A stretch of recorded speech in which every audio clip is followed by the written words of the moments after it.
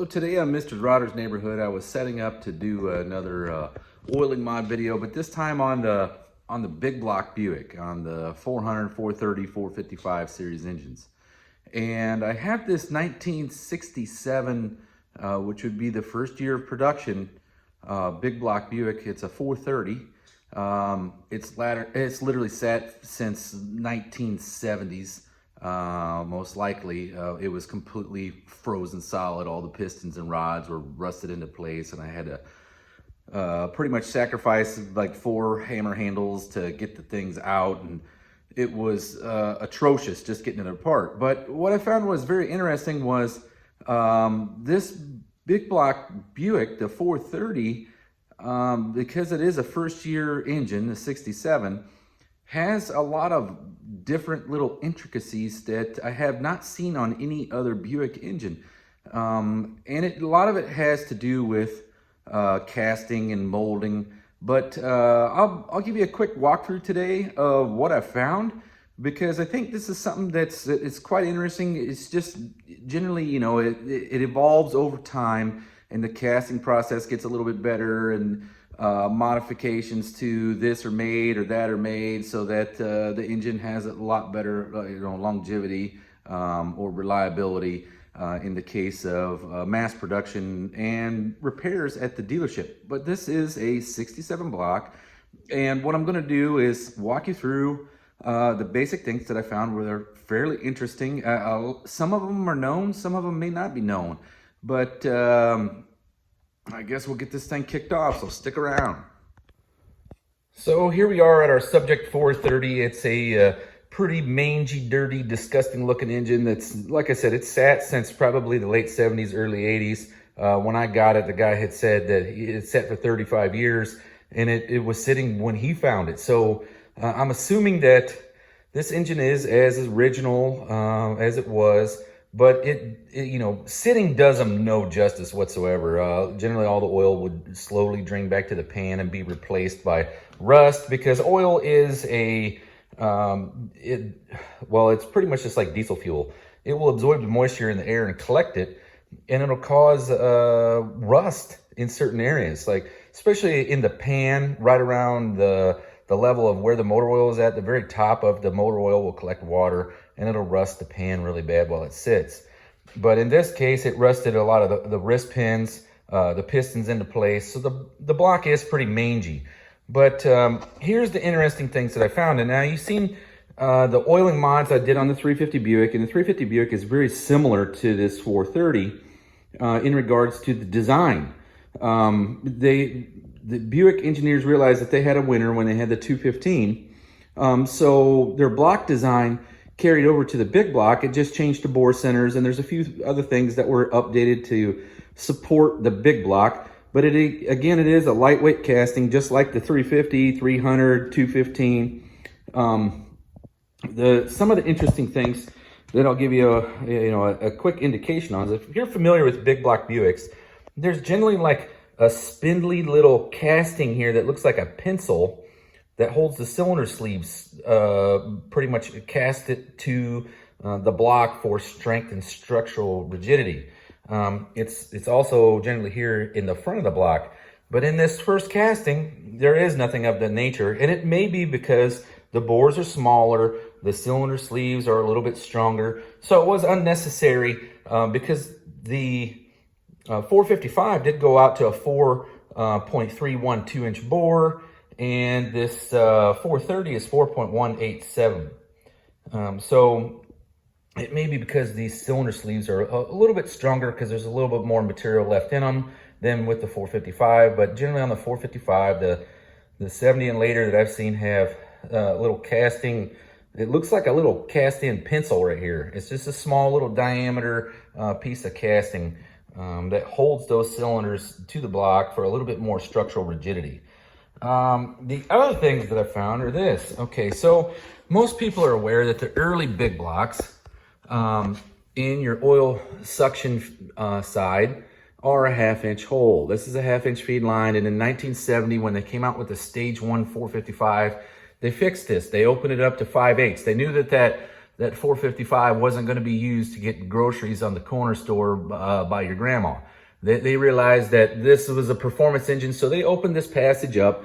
And when they did that, they ended up, well, the later blocks, the 71 and later, this casting tube here, which is your oil suction tube, is actually a little bit bigger on the later castings. But these can be opened up fairly easy to 9/16. I've never taken them out to 5/8. I've seen things on forums where guys are taking them out to, I'm sorry, 5/16, 5/8. And I've seen them to where guys have taken them out to 5/8. But they say be careful because it can crack the casting or bust through. And in my personal opinion, I'll probably just take it out to a 9/16 passage. And then what I'll do is chamfer.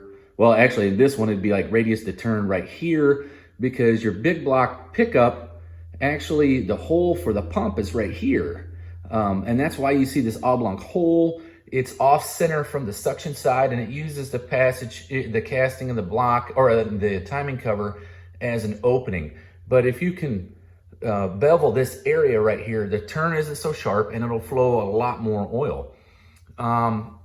But this is a 1/2 inch hole, which I got some drill bits here, and we're gonna go through something that I found was fairly interesting. So this is a 7/16, this is your 1/2 inch, and this is your 9/16, okay?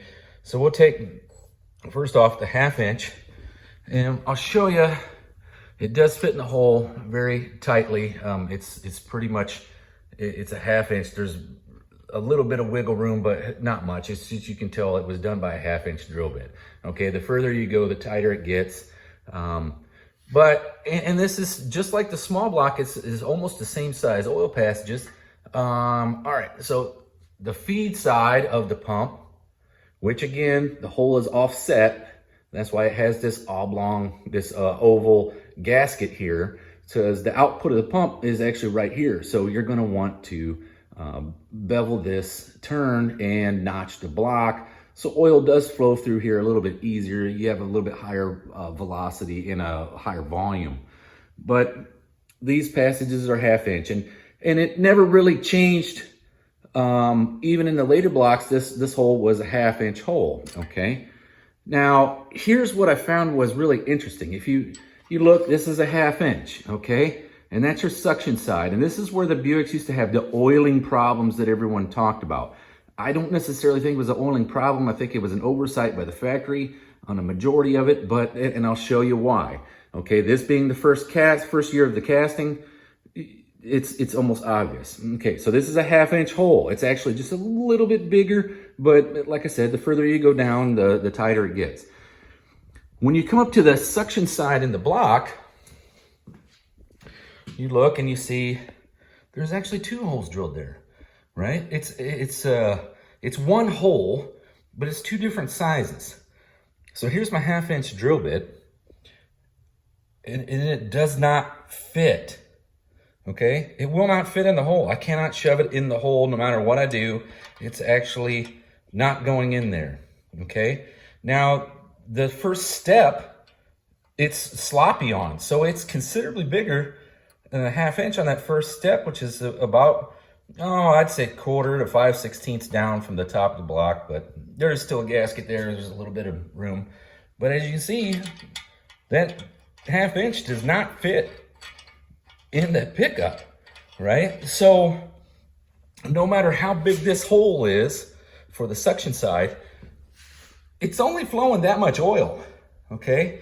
Which we're gonna find out is, it is a 7/16. I grabbed the 7/16 drill bit here.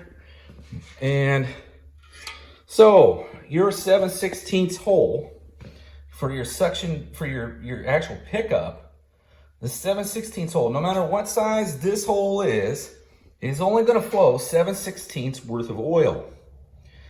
And here's the part that just blows my mind when I look at this, okay? Because see, the 350 Buick is not even, is 7/16, okay? And the mains on the 350 Buick are 3 inch. The mains on this Big Block Buick are either, I think they're 3 1/4 or 3 1/2. They're considerably bigger than the 350 Buick. And the 300 is even smaller. It's a 2 1/2 inch main. But this 7/16 hole just kind of absolutely baffles me why they would have left it 7/16, okay? And the reason why I say that is, if you look, it's stepped. Someone drilled this with a bigger drill bit, but they only drilled a 1/4 inch or 5/16 down. So we'll get our 9/16 drill bit here, okay? And I look at this and I go, God, I can't believe how close they were to actually probably alleviating a lot of the problems, because that hole, that stepped hole, is 9/16. So they were literally 1.5 inches away from probably solving the oiling issues that they had to begin with, had to just continue with the 9/16 drill bit for 1.5 inches. Okay, like I said, this just baffles me, because it's not that they drilled the hole too small. You know, it is that somewhat, but the thing that bothers me is, like, someone drilled that. I mean, this thing was in a fixture and it had to be set up to drill that 9/16 step, and they could have went another 1.5 inches, and it would have had a full, you know, it would have flowed a 1/2 inch worth of oil instead of 7/16 worth of oil. Because no matter how big the passage is in the block, that restriction right there is only going to allow it to flow the maximum that it can through that small 7/16 hole. And when you got these big gonzo mains to feed, and you got a big block here, because this got, not only has it got these big mains, but it also has big rod journals that require oil. So that's what I found was really interesting. So besides it not having the casting or the casting pieces here, the hole being 7/16, let me flip the block over and I'll show you something else that I saw was really interesting, because it kind of threw me for a loop when I first saw it. Okay. All right. Now, if you have a keen eye and you've seen enough big block Buicks, you know what's really looking kind of strange here. Okay. One is the lifter bores. All right. The lifter bores are like countersunk, I guess is what you would call it. I don't know what you would call that. The later ones are not quite as bad. They left a lot of material out here, the extra material that they were cutting out. They left a lot of it off on the later ones, but they're all countersunk. And then if you look here, you see this casting flash, and this thing is like no little piece. I mean, it's literally 1.5 inches long and probably, I don't know, 3/8 of an inch tall. But there's 3 on each side. Now the later ones, I've never seen that. I've never seen the casting be that bad, because generally when they cast the block and it comes out of the mold, it goes to someone who actually grinds off all the extra casting flash. And this here, I don't know if this guy was on strike. I don't have a freaking clue, but it just looks so shoddy. What I found was funny about Buicks is that Tony said about a year ago, I had a set of big port 430 heads that I had rebuilt for a 462. And he was amazed at the high quality of the casting. And it would have been, you know, those big port heads came on an engine just like this. Exactly like this 430. There was no different. It would have had these weird ass casting flashes in here, and I don't understand the purpose of them. I don't know why they left them. Maybe it just cost, you know, extra money for the guy to grind it out. I don't get it, but usually something that big is never hanging out anywhere in an engine. You never see it. Okay, so that's today's quick rundown from Mr. Rotter's neighborhood. There is a few things here from this early block that some of you 455 hounds might notice is like it's actually drilled on both sides. This is their oil passage that oils the rockers. The later big blocks, they didn't have it, right? But it all comes here through the #1 main and through the #1 cam bearing. I'm sorry, and it's all oiled from the #1 cam bearing and the oil galley here behind it. I just found it was very interesting and unique. And some of it's just like kind of questioning, like, what the hell was going on in the foundry these days? Was this a Friday engine? I don't know. You let me know what you think and put it down in the comments. So hopefully I'll see you later.